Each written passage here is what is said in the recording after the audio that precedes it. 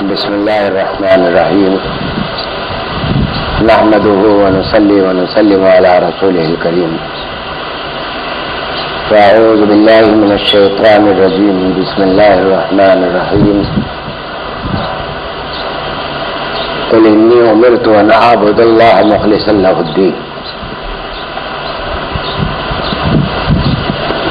حضرات محترم، میں ہر مجلس میں ذرا سی یاد دہانی کرایا کرتا ہوں کہ آپ حضرات یہاں خالص دین کے جذبے سے تشریف لاتے ہیں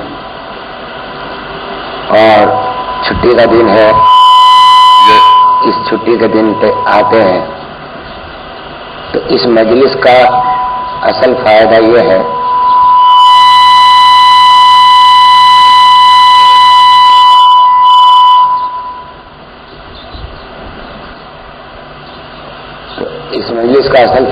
ہے کہ جو کچھ یہاں کہا جاتا ہے یا آپ سنتے ہیں اس میں جتنی بات کو فوراً شروع کیا جا سکے عملاً اور جتنی بات کو فوراً چھوڑا جا سکے عملاً اس کی نیت کر کے بیٹھیں کہ آج جو کچھ بھی سامنے آئی گئی بات، اس بات میں سے جو کچھ ہم فوراً شروع کر سکتے ہیں اس میں دیر نہ لگائیں، کیونکہ یہ فائدہ ہے کہ جو کام ٹال دیا جاتا ہے وہ پھر چلتا ہی رہتا ہے اور شیطان پھر اس کو چلنے نہیں دیتا. اور اللہ تعالیٰ کا وعدہ ہے کہ جو لوگ میرے بندے جب میری رضا کے لیے میری خاطر کہیں جمع ہوتے ہیں تو فرشتے ان کے لیے دعائیں کرتے ہیں اور ان دعاؤں پر جو یہاں کی جاتی ہے ان پر آمین کہتے ہیں. اور حق تعالی شانہ فخر سے فرشتوں سے پوچھتے ہیں کہ لوگوں یہ بتاؤ کہ تم نے میرے بندوں کو کس حال میں چھوڑا؟ تو وہ کہتے ہیں کہ ہم نے اس حال میں چھوڑا کہ آپ کے نیک بندے آپ کا ذکر کر رہے تھے، آپ کی رضا کے لیے جمع تھے. تو حق تعالی شانہ بہت خوش ہو کر فرماتے ہیں کہ دیکھو یہ میرے بندے ہیں اور یہ تم نے ان کو میری یاد میں چھوڑا ہے تو میں ان کو محروم نہیں کروں گا. اس وقت جو آیت میں نے تلاوت کی ہے، ہر آیت قرآن کریم کی بہت سے علوم ایسے علوم پر مشتمل ہے کہ اس کو بیان کرنا بھی انسان کے بس کی بات نہیں. یہ ایک آیت کا چھوٹا سا ٹکڑا ہے، کہنے کو چھوٹا ہے لیکن حقیقت میں اس کے اندر بہت سارے اسباق ہیں. ترجمہ اس کا یہ ہے کہ قل کہہ دو اے رسول، انی امرت کہ مجھے حکم دیا گیا ہے ان اعبد اللہ کہ میں اللہ کی عبادت کروں. کس طرح کروں؟ مخلصا لہ الدین، کہ اس کے لیے مخلص ہو کر، دین کے لیے مخلص ہو کر عبادت کروں. اب ذرا کئی باتیں قابل غور ہیں. ایک تو یہ کہ جہاں جہاں قرآن کریم میں قل آیا ہے، قل کے معنی ہے کہہ دو، تو سوال یہ پیدا ہوتا ہے کہ حق تعالی شانہ کو ضرورت کیا تھی یہ کہنے کی کہ قل کہ تم کہو، کیونکہ نبی کریم صلی اللہ تعالیٰ علیہ وسلم کے تو فرائض منصبی میں سے ہے یہ بات کہ جو کچھ اللہ تعالیٰ کی طرف سے وحی آئے وہ امت کو پہنچا دے. اگر قل نہ بھی کہتے تب بھی پہنچائی جاتی، اور اس بات کو بہرحال ان کا فرض منصبی تھا نبی کریم صلی اللہ علیہ وسلم کو، اور آپ اس معاملے میں اتنے محتاط تھے حق تعالی شانہ کے کسی حکم کے امت تک پہنچانے میں کہ ادنا سی کوتاہی کے لیے بڑی بڑی وعید کی آیتیں بھی قرآن کریم میں آئی حضور صلی اللہ علیہ وسلم کے لیے. تو اس لیے قل کی کہنے کی ضرورت نہیں تھی، لیکن قل کہا تو اس کا مطلب یہ ہے کہ اے رسول اس اور تو سب باتیں تم پہنچاتے ہی ہو، لیکن یہ بات جو ہم اب کہہ رہے ہیں یہ کہہ کر کے تم کہہ دو، اس میں یہ حکم ہے کہ یہ ضرور اس امت تک پہنچا دے اس بات کو تو یہ بات کوئی بہت اہم ہے. چنانچہ جتنی بھی جگہ قل آیا ہے وہاں ایسے معاملات اور ایسے مضامین کا بیان ہے کہ جو بہت ہی اہم ہے بنیادی حیثیت سے. ان کے اندر انسان کی فلاح اور صلاح کے بہت سے سامان. یہاں ارشاد ہوتا ہے انی امرت، کیا کہہ دو؟ یہ بتا دو امت کو کہ مجھے حکم دیا گیا، رسول صلی اللہ علیہ وسلم کو حکم دیا جا رہا کہ میں اللہ کی عبادت کروں، اللہ کی بندگی کروں، لیکن کس طرح کروں؟ مخلص اللہ الدین، مخلص ہو کر دین کے لیے اخلاص کے ساتھ عبادت کروں. تو یہاں ایک نقطہ قابل غور ہے کہ اصل مقصد تو یہ ہے کہ امت کو یہ بات پہنچانی ہے حضرت صلی اللہ علیہ وسلم سے زیادہ اخلاص سے زیادہ عبادت کرنے والا اس دنیا میں کوئی بندہ نہیں تھا. ظاہر ہے کہ اخلاص کا جو درجہ حضرت صلی اللہ علیہ وسلم کو حاصل تھا وہ کسی دوسرے کو ممکن ہی نہیں تھا کہ حاصل ہو سکے. تو آپ کے اندر پہلے سے اخلاص موجود ہے، اور جو نمازیں پڑھتے ہیں، جو عبادت کرتے ہیں، جو بھی کام کرتے ہیں نبوت کے احکامات کو پہنچا رہے ہیں، وہ سب اخلاص کے ساتھ پہنچا رہے ہیں. اس میں دنیا کی کسی مفاد کا یا ذاتی مفاد کا کوئی شائبہ تک نہیں ہوتا. تو یہاں نقطہ یہ ہے کہ کہنا تو مقصود یہ ہے کہ امت سے یہ کہہ دو کہ جب تم عبادت کرتے ہو، عبادت کرو تو اخلاص کے ساتھ کیا کرو. لیکن اس طرح کہا کہ مجھے حکم دیا گیا ہے، رسول صلی اللہ علیہ وسلم کو حکم دیا گیا کہ اے رسول تم اللہ کی عبادت اخلاص کے ساتھ کرو. تو جب حضور کو یہ حکم ہے کہ اخلاص کے ساتھ عبادت کرو، اور امرتو کا لفظ ہے کہ مجھے حکم دیا گیا، یہ بھی نہیں کہ وہ امر کا صیغہ نہ ہو، امر کی بات نہ ہو، باقاعدہ اللہ کا حکم ہے. تو ایک تو نبی کریم صلی اللہ تعالیٰ علیہ وسلم پر اخلاص بنسبت اور جتنا تھا اس سے بھی زیادہ اہم ہو گیا، ضروری ہو گیا، فرض ہو گیا. دوسرے امت تک یہ بات پہنچانی تھی کہ عبادت جب تک خالص نہیں ہے وہ عبادت کہلانے کی مستحق نہیں. اخلاص کی اصل میں آج اسی لیے عرض کرتا ہوں کہ الحمدللہ میرے اس وقت جو آپ حضرات موجود ہیں اور آپ کے متعلقین الحمدللہ عبادت بھی کرتے ہیں، اللہ کا نام بھی لیتے ہیں، ایمان کی نعمت بھی اللہ تعالیٰ نے دلوں میں ڈال رکھی ہے، جس کی وجہ سے اللہ کا خوف بھی ہے، اللہ سے امید بھی ہے، اور ایمان کا درجہ حاصل ہے. اور دعا کرنی چاہیے کہ ایمان کی اس دولت کو اللہ تعالیٰ ہمیں قبر تک لے جانے کی توفیق عطا فرما دے. تو ایمان بھی موجود ہے اور عبادت بھی کرتے ہیں، نماز بھی پڑھتے ہیں، زکوٰۃ دیتے ہیں، حج بھی کرتے ہیں. لیکن سچی بات یہ ہے کہ جو عبادتیں ہم کرتے ہیں اخلاص سے خالی. اخلاص کے معنی ہے خالص کرنے کے. خالص دودھ وہی ہوتا ہے جس میں پانی نہ ملا ہو، خالص چیز وہی ہوتی ہے جس میں دوسری کوئی چیز نہ ملی ہو. خالص گندم وہ ہوتا ہے جس میں جو نہ ملی ہو، جس میں کوڑا کچرا نہ ملا ہو. اور جب یہ چیزیں ملی ہوتی ہیں تو اس کو پھر خالص نہیں کہا جاتا. تو اخلاص پیدا کرنے کا حکم دیا گیا حضور کے ذریعے. پہلے حضور کو دیا گیا، اور جب حضور کو دیا گیا، حضور صلی اللہ تعالیٰ علیہ وسلم تو حق تعالی شانہ کے محبوب ہے، حبیب اللہ خطاب ہے آپ کا. حق تعالی شانہ آپ کے محبوب ہے. ایک تو اللہ تعالیٰ محبوب ہوا کرتا ہے، حضور صلی اللہ علیہ وسلم حضور اللہ تعالیٰ کے محبوب ہے. اس دنیا کا تو قاعدہ یہ ہے کہ محبوبوں کے ساتھ رعایت برتی جاتی ہے کہ ان کو احکام سے مستثنی کر دیا جاتا ہے کہ چلو یہ محبوب یہ آدمی میرا قریب ہے، اس کو فلاں بات سے مستثنی کر دو، فلاں چیز سے مستثنی کر دو. اس کے ساتھ رعایتیں سہولتیں دی جاتی. حق تعالی شانہ کے یہاں کا قانون دوسرا.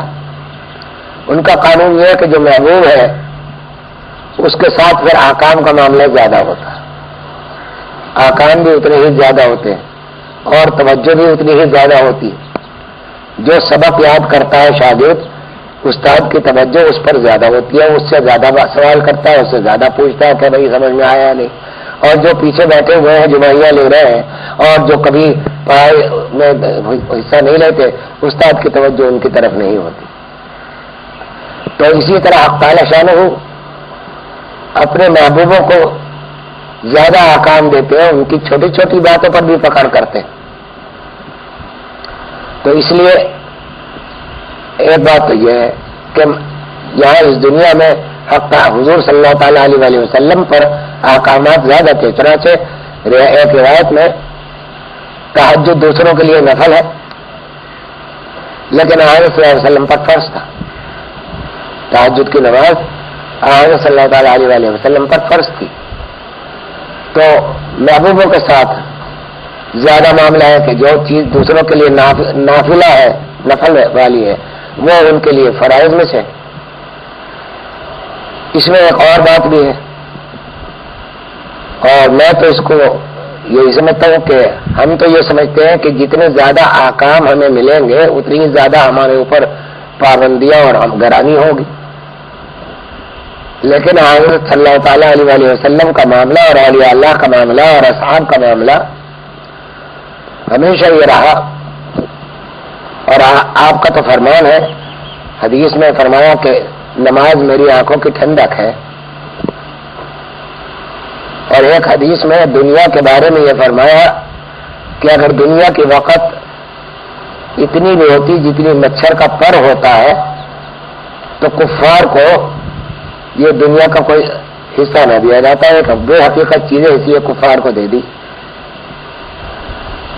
تو حضرت صلی اللہ تعالیٰ علیہ وسلم کو تو یہ نماز کا حکم دینا اور اخلاص کا حکم دینا اور تہجد کا فرض کرنا آپ کی آنکھوں کی ٹھنڈک میں اضافہ کرنا ہے.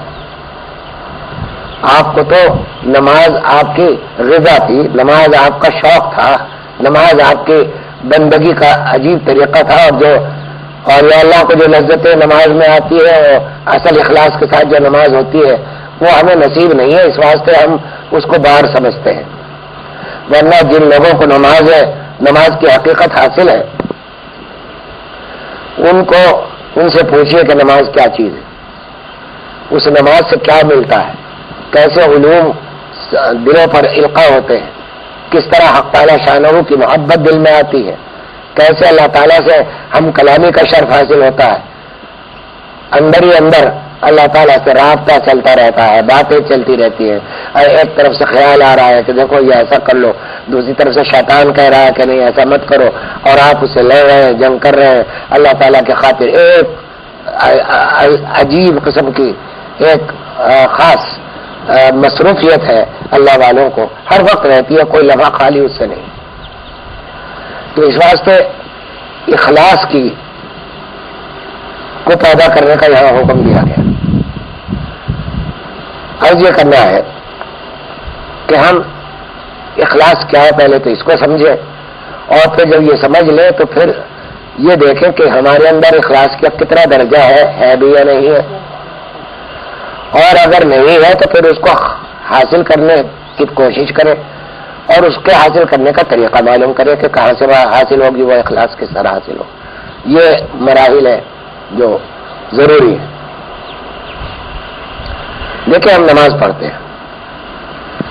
نماز اللہ تعالیٰ نے ایک ایسی عبادت قرار دی ہے کہ اس کو مقصود بنا دیا ہے دنیا کا بھی اور آخرت کا بھی، نماز کو. کیونکہ یہ حق تعالی شانہ سے محبوب سے عاشقین کی ملاقات ہے. نماز جو ہے اس میں حق تعالی شانہ سے ہم کلام ہوتے ہیں، اللہ تعالیٰ سے اپنی عرض گزارش کرتے ہیں، ان کے سامنے اپنی عاجزی کا اظہار کرتے ہیں. تو نماز یعنی دنیا کو حاصل کرنے کے لیے بھی کیا قرآن کریم میں آیا ہے کہ اگر تم نماز قائم کرو اور امر بالمعروف اور نہی عن المنکر کا فریضہ انجام دو تو ہم تمہیں دنیا میں حکومت دیں گے. دنیا میں اس لیے حکومت دیں گے کہ تم نماز قائم کرو. حکومت دینے کا مقصد بھی یہ نماز ہی ہے.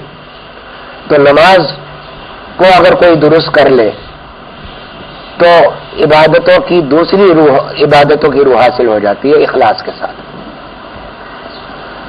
یہاں ایک واقعہ عرض کروں کہ اخلاص دو طرح سے ہوتا ہے۔ ایک اخلاص تو یہ ہے کہ کچھ کرنا، یعنی مثلا عبادت کرنی ہے تو وہ کیسے کی جائے، ایک تو یہ ہے۔ اور اخلاص کا ایک دوسرا طریقہ یہ ہے کہ کچھ نہ کرنا، کہ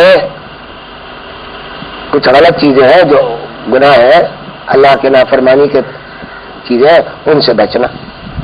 تو گویا اس میں بھی اخلاص کی ضرورت ہے کہ کس طرح بچا جائے، اس لیے نہ بچا جائے کہ میرا اس میں کوئی فائدہ ہے، اس لیے نہ بچا جائے کہ مجھے صحت حاصل ہوگی مثلا، یا اور دوسرے کوئی فوائد حاصل ہو، بلکہ بچنے میں بھی خالص اللہ ہی تعالیٰ کے لیے بچا جائے کسی گناہ سے، اور کرنے میں بھی عبادت اللہ تعالیٰ ہی کو خاص اسی کے ارادے سے کی جائے اور کسی سے نہ کی جائے۔ مجھے یہاں ایک واقعہ یاد آیا۔ امام ابو حنیفہ رحمۃ اللہ تعالی علیہ، ان کے بیٹے کا نام تھا حماد۔ یہ ان کا زمانہ ایسا تھا کہ ظاہر ہے کہ اس زمانے میں نہ تو کوئی ٹیکنالوجی تھی، نہ ٹی وی تھا، نہ ریڈیو تھا، اور کوئی تفریحی سامان نہیں تھے جو آج کل کے زمانے میں مہیا ہے، جو بہت زیادہ گمراہ کن بھی ہے۔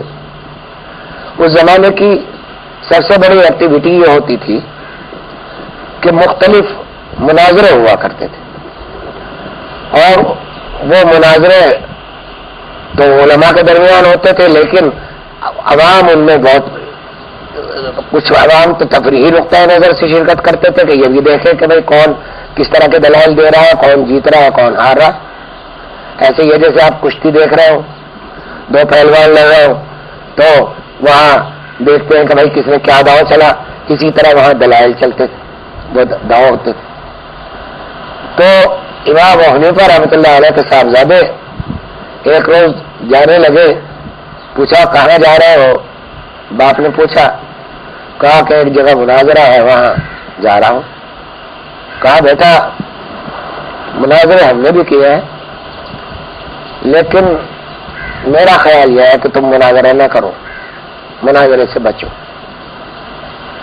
تو اس نے پوچھا کہ بجان کیوں؟ اس لیے تو یہاں یہ تو دین کی خدمت ہے کہ ہم دین کو واضح کریں، ایک باطل عقیدے کو صحیح کر دے یا کسی کا خیال درست کر دے تو دین کی طرف آئے گا آدمی۔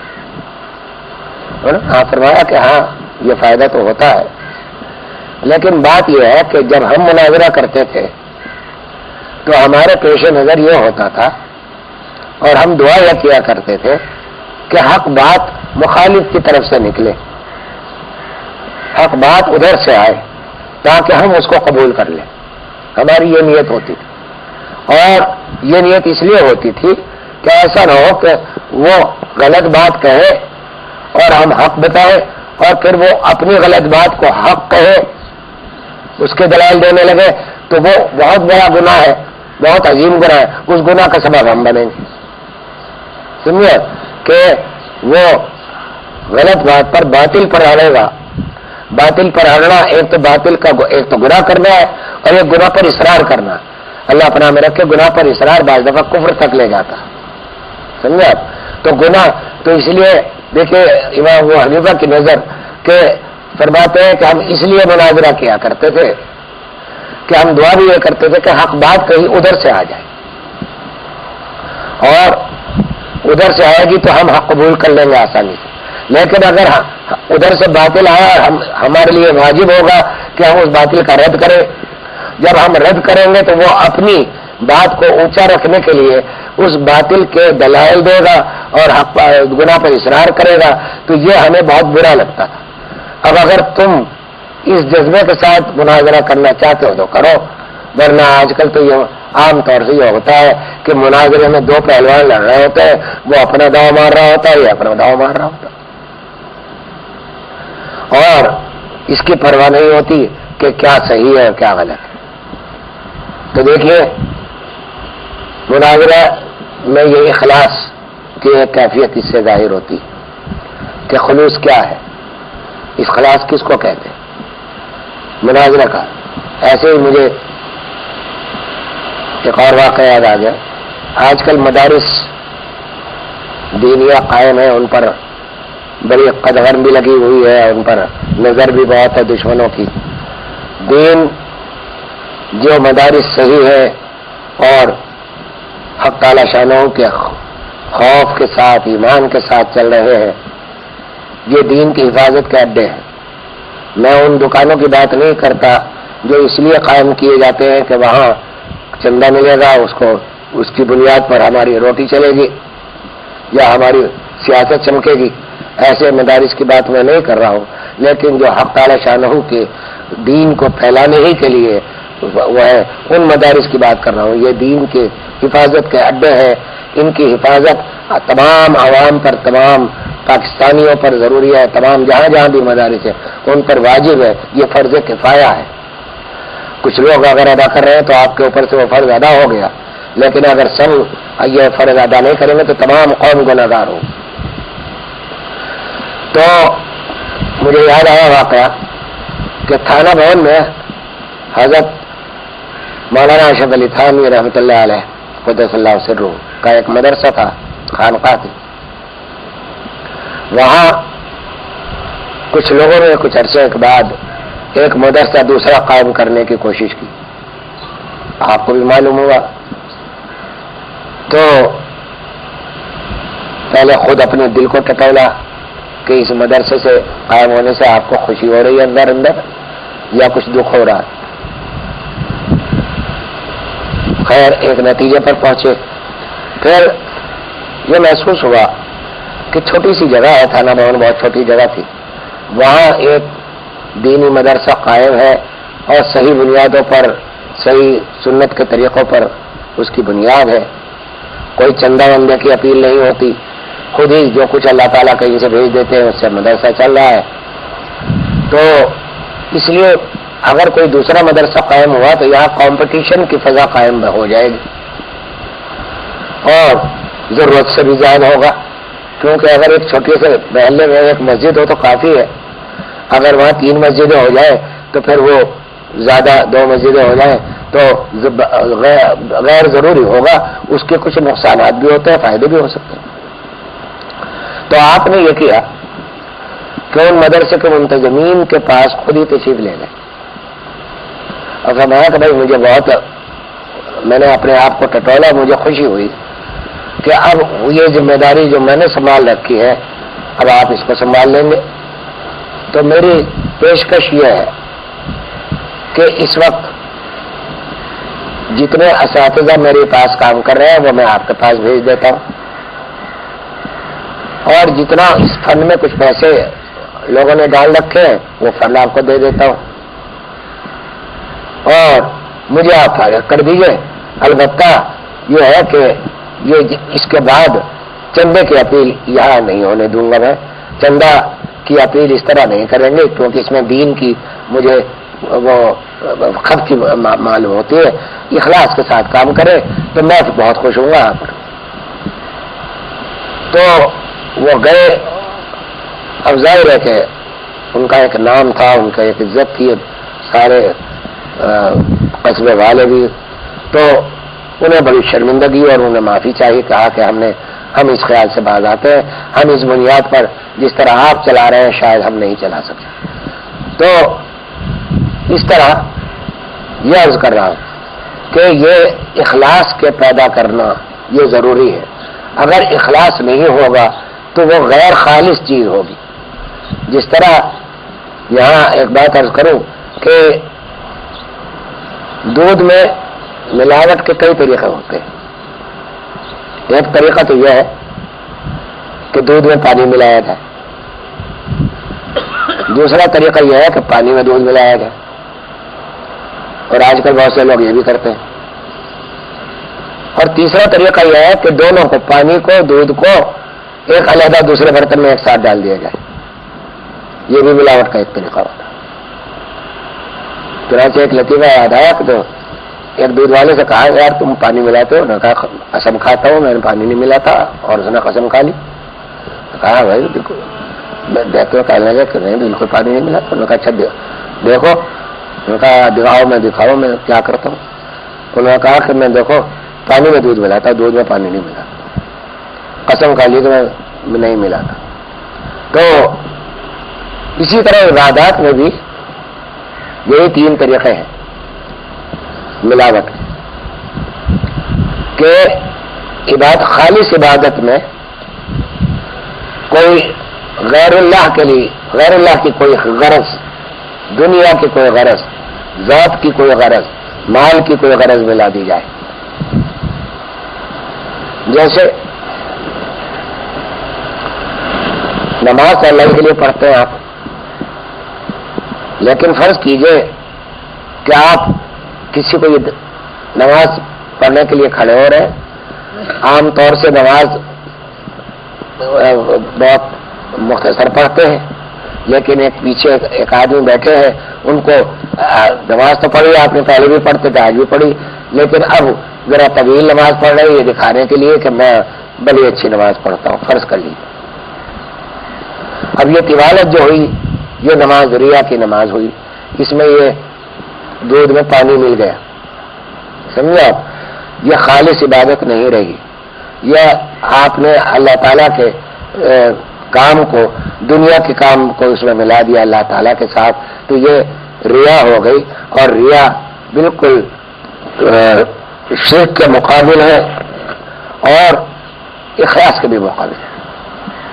اخلاص تو خالص کرنے کو کہتے ہیں، ریا ملانے کو کہتے ہیں، دکھانے کو کہتے ہیں. تو ایک طریقہ تو یہ ہے ملاوٹ کا. دوسرا طریقہ یہ ہے کہ دودھ میں پانی ملایا جائے. سمجھا؟ اس میں طریقہ عبادت میں یہ ہوتا ہے کہ نماز تو اپنی جگہ موجود تھی، دودھ ہی تھا، لیکن اب اس میں آپ نے کس طرح ملاوٹ کی کہ اب ایک تو قلب کے ساتھ ہوتی ہے ملاوٹ کہ اس میں اپنی کوئی غرض یہ شامل ہو گئی کہ میں یہ نماز پڑھوں گا تو اس سے مجھے، بعض لوگ کہتے ہیں کہ سجدے سے میگنیٹک جو اسٹیٹک کرنٹ ہوتا ہے وہ سجدہ زمین پر رکھ دے تو وہ ڈسچارج ہو جاتا ہے. رکوع کرنے سے فلاں پتے کھلتے ہیں، سمجھے، فلاں نماز پڑھنے سے فلاں فائدے ہوتے ہیں، رکوع سے، سجدے سے اور کھڑے ہونے سے. یہ ایک وہ ہے باقاعدہ ایکسرسائز ہے اور اس سے جسم کو بڑے فوائد ہوتے ہیں. میں اس کے بالکل مخالف ہوں اس بات کے کہ اس کا پرچار کیا جائے کہ نماز کے فلاں رکن سے کیا جسمانی فائدہ ہوتا ہے. یعنی پرچار کرنے کا مطلب یہ ہے کہ پھر نماز تو ایکسرسائز کے لیے ہوگی، بدن کی خدمت کے لیے ہوگی، پھر وہ اللہ کے لیے نماز نہیں ہوگی. تو یہ دودھ میں پانی ملانا ہے، سمجھا؟ وہ پانی میں دودھ ملانا نہیں، دودھ میں پانی ملانا، کیونکہ نماز ہے اور اس کے فوائد کے جسمانی اغراض اس کے ساتھ شامل ہو گئی اور جسمانی ہو یا جیسی دنیا کی کوئی اغراض. اور تیسری شکل یہ ہے کہ دودھ اور پانی کسی ایک ساتھ دوسرے برتن میں ڈال دیا جائے. اس کی شکل عبادات میں یہ ہوتی ہے کہ خاص عبادت ہی کے وقت ایسے اعمال کیے جائیں کہ جو عبادت کے خلاف. مثلا نمازی میں آپ نماز پڑھ رہے ہیں لیکن ساتھ ہی ساتھ آپ یہاں بھی کھجا رہے ہیں، یہاں بھی کھجا رہے ہیں، ہاتھ بھی چل رہا ہے، ادھر چل رہا ہے، کبھی ادھر چل رہا ہے، تھوڑا بہت ادھر بھی دیکھ لیا، تھوڑا بہت آنکھوں کو ادھر بھی گھما لیا. اور بہت سے اعمال ایسے ہیں جو نماز کو فاسد بھی بعض دفعہ ناقص اور بعض دفعہ فاسد کرتے ہیں. تو یہ بھی ملاوٹ ہے. یہ تو ظاہری ملاوٹیں ہیں کہ نماز میں ہم عام طور سے جب ہم نماز کے لیے کھڑے ہوتے ہیں، حق تعالی شانوں کے سامنے اس دربار الہی میں حاضر ہوتے ہیں، تو ہمیں ادنا سے بھی احساس نہیں ہوتا کہ ہم کون سے دربار میں جا رہے ہیں، کس بڑی ذات کے دربار میں جا رہے ہیں. اگر آج آپ کو گورنر کی طرف سے دعوت نامہ ملے، آپ گورنر کے پاس جائیں تو چاہے آپ اس گورنر کو پسند کرتے ہو یا نہ کرتے ہو، اس کے باوجود یہ تو نہیں ہو سکتا کہ آپ گورنر آپ سے بات کر رہا ہو اور آپ ادھر کو رخ کر کے کسی کچھ اور کام کر رہے ہو، کبھی ادھر کو منہ کر رہے ہو اور اس کو بھی ہاں کا جواب دے رہا ہو اور نہ کا جواب دے رہا ہو۔ گورنر کہے گا کہ بھائی یہ تو بڑا بدتمیز آدمی ہے، اس کو باہر نکالو۔ حق تعالی شانہ کے دربار میں ہم داخل ہوتے ہیں تو کس طرح داخل ہوتے ہیں؟ کھانا اترنے کو ہے، بھائی بھوک لگ رہی ہے، اچھا پہلے نماز پڑھ لیں۔ اب کیا ہو رہا ہے کہ جلدی جلدی نماز پڑھنی ہے کیونکہ کھانا اطمینان سے کھانا ہے، سمجھا؟ جبکہ حکم یہ ہے کہ اگر بھوک لگی ہو اور کھانا کا وقت قریب ہو تو مسجد میں جماعت کھڑی ہونے والی ہو تو چھوڑ دو، کھانا کھاؤ پہلے، سمجھا؟ پہلے کھانا کھاؤ جب بھوک لگ رہی ہے، کیونکہ پھر کھانا جو ہے وہ نماز بن جائے گا، کیونکہ تمہیں اصل میں تو اطمینان کے ساتھ نماز پڑھنی ہے، کھانا اس لیے کھا رہے ہو کہ نماز میں خلل نہ آئے بھوک کی وجہ سے، تو اس واسطے یہ کھانا بھی نماز بن گیا۔ اور اگر اس وقت نماز پڑھو گے جب بھوک کا تقاضا شدید ہو رہا ہے اور لوگوں کی آوازیں پڑ رہی ہیں کہ آ جائے کھانا کھا لیں اور خوشبوئیں آ رہی ہے، تو اب نماز جو ہے وہ کھانا بن گیا۔ میرے ایک دوست ابھی بھی امریکہ میں ہوتے ہیں، اکثر آتے رہتے ہیں، میرے ساتھ عمرہ کرنے کا انہیں بہت خاص ذوق اور شوق ہے، کئی عمرے میرے ساتھ کیے انہوں نے۔ تو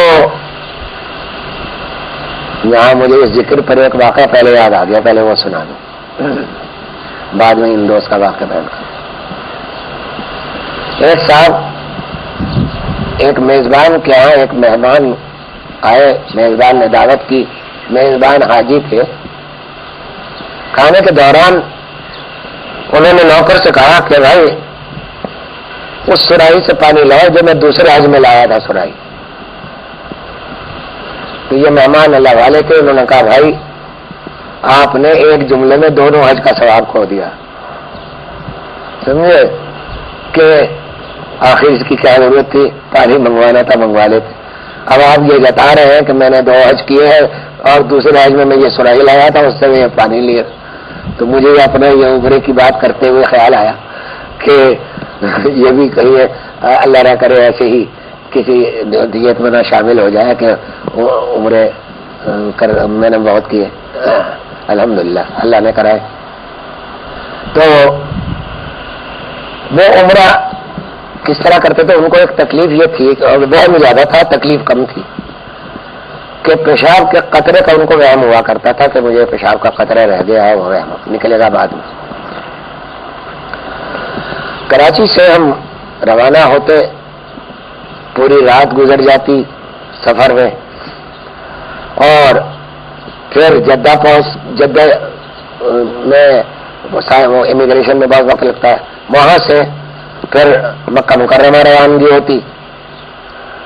تو ان کو جلدی یہ لگی رہتی تھی، وہ پیشاب روکے رکھتے تھے جب سے چلتے تھے۔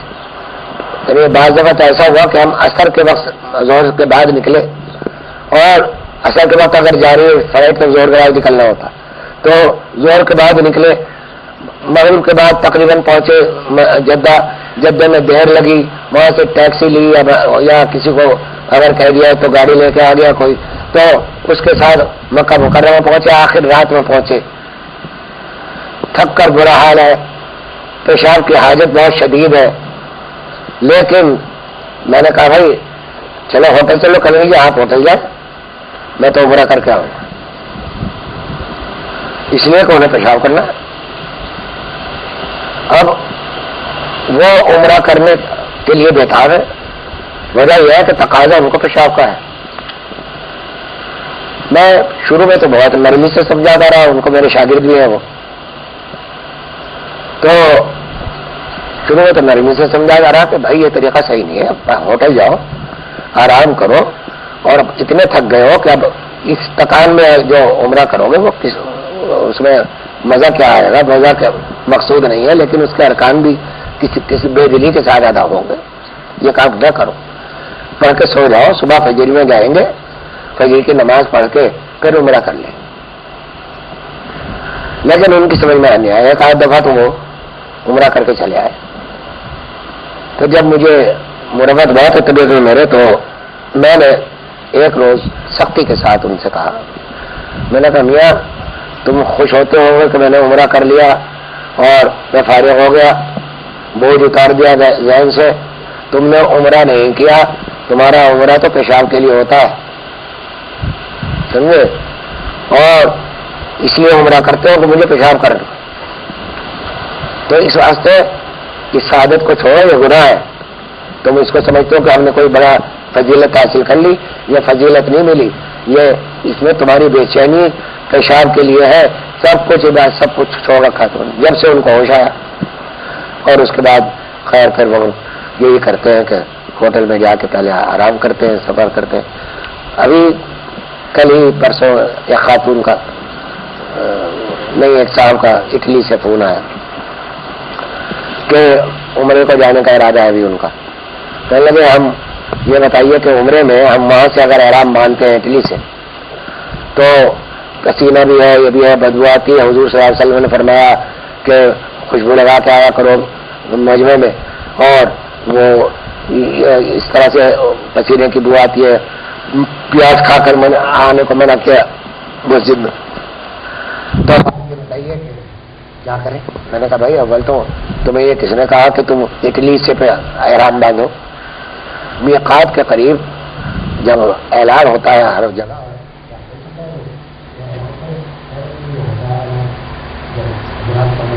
لوگ آتے ہیں تو اٹلی سے آنے والوں کے لیے احرام ہوتا ہے کہ یہ میقات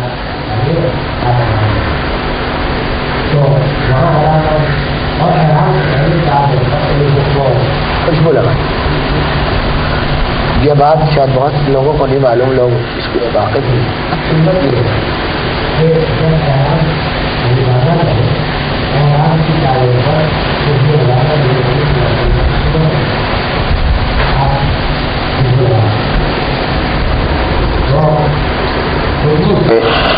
اس خوشبو کو لگانے اس کے بعد پھر جو پسینے کی بدبو ہو یا جو بھی میلے کپڑے ہو یا میلہ احرام ہو جائے تو پھر وہ سب محبوب ہے، اس لیے کہ وہ سب اللہ تعالیٰ کو پسند ہے. اللہ کو وہی ادا پسند ہے کہ تمہارے بال بکھرے ہوئے ہوں، تمہارے احرام میلے ہو، تم اسی حال میں. جس طرح عاشق یہ نہیں دیکھتا کہ میرے کپڑے کیسے ہیں، میرا بال کیسے ہے، وہ تو محبوب کی یاد میں، محبوب کی طرف میں، محبوب کی زیارت کے لیے بےتاب ہوتا ہے، اس کی گلیوں کے چکر لگاتا ہے والے.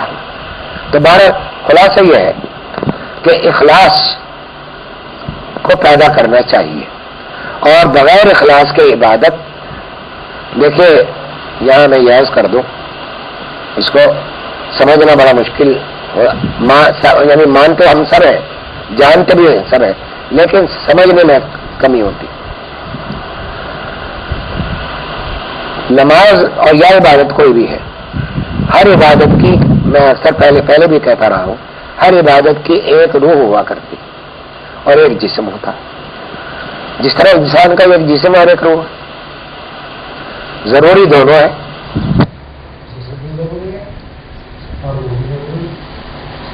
لیکن اگر